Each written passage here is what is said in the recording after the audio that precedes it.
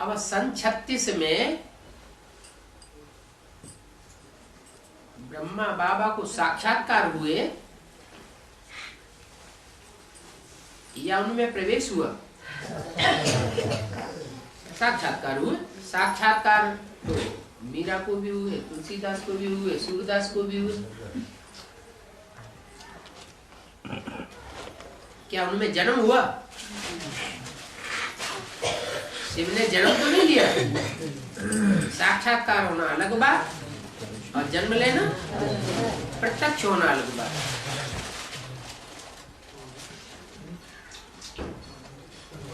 पहले पहले बीज बोया जाता है। जब बीज बोया जाता है तो गर्भ पिंड तैयार होता है, उसमें आत्मा नहीं होती। ऐसे ही सन 36 में जब साक्षात्कार हुआ उस समय ज्ञान का बीजारोपण हुआ ब्रह्मा की बुद्धि में कि तुम कृष्ण की आत्मा हो, ब्रह्मा के रूप में तुम्हें पार्ट बजाना है, नई दुनिया आने वाली है, पुरानी दुनिया जाने वाली है। बाकी शिव कोई प्रत्यक्ष नहीं हो गया ब्रह्मा के तन में, और न उनको ये पक्का हो गया कि मैं ब्रह्मा हूं। नहीं तो सन 36-37 से ही ब्रह्मा कुमारी ईश्वरी विश्वविद्यालय होना चाहिए। ब्रह्मा कुमारी विद्यालय सन 36 से नाम पड़ा या 47 के बाद बुद्धि में आया कि ओम मंडली नाम नहीं होना चाहिए, क्या होना चाहिए? ब्रह्मा कुमारी ईश्वरी विश्वविद्यालय होना चाहिए।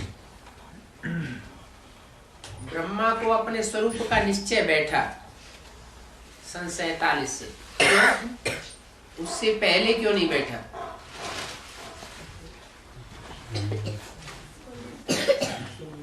उससे पहले इसलिए नहीं बैठा कि ब्रह्मा में शिव सुप्रीम सोल ने प्रवेश किया ही नहीं था।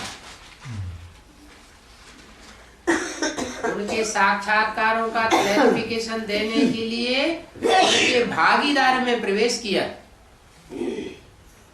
जिस भागीदार के लिए मुरली में आता है, ऐसे ऐसे बच्चे थे जो मम्मा बाबा को विड्रिल कराते थे, टीचर बनकर के बैठते थे, उनमें बाबा शिव बाबा प्रवेश करते थे। तो यज्ञ के आदि में प्रजापिता में प्रवेश तो हुआ शिव का, लेकिन सिर्फ ज्ञान का बीजारोपण किया। उस बीज से ब्रह्मा रूपी पिंड तैयार हुआ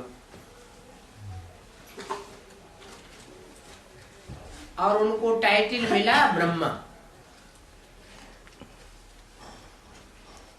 जब दिल्ली में वो संस्था के लोग पहुंचे तो नाम प्रत्यक्ष हो गया ब्रह्मा कुमारी ईश्वरी विश्वविद्यालय।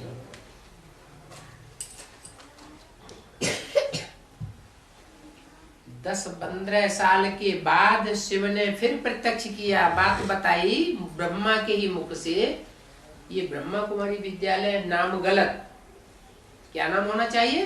प्रजापिता ब्रह्मा कुमारी विद्यालय। लेकिन कोई की समझ में नहीं आया। विद्यालय का नाम तो प्रजापिता ब्रह्मा कुमारी रख दिया, लेकिन अपने को कोई ने प्रजापिता ब्रह्मा कुमार कुमारी लिखना और समझना शुरू नहीं किया, क्योंकि कोई की बुद्धि में ही नहीं आया कि प्रजापिता अलग है और ब्रह्मा अलग है। इसको समझते थे प्रजापिता, ब्रह्मा को ही प्रजापिता समझते। जैसे छोटा बच्चा होता है तो छोटा बच्चा अम्मा को ही बाप समझता है, अम्मा को ही सब कुछ समझता है, उसके लिए सब कुछ अम्मा है, बाप की पहचान होती ही नहीं। बड़ा समझदार होता है तो समझाया जाता है कि ये तुम्हारा बाप है।